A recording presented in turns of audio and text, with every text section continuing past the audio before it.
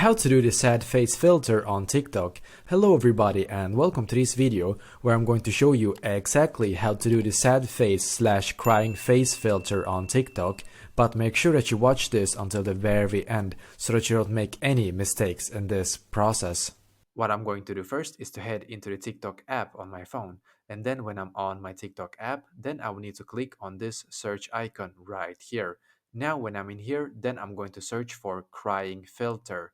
When you have come here, then you can see that there's two alternatives, and they are both quite similar actually, but the one I'm going to show you in this tutorial is this one right here. So I'm going to click on this video symbol.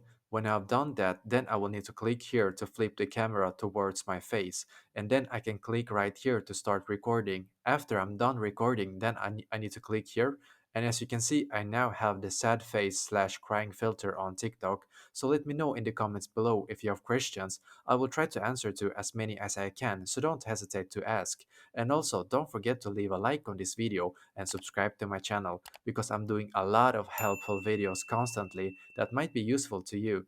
Thank you very much for watching, and I wish you an awesome day.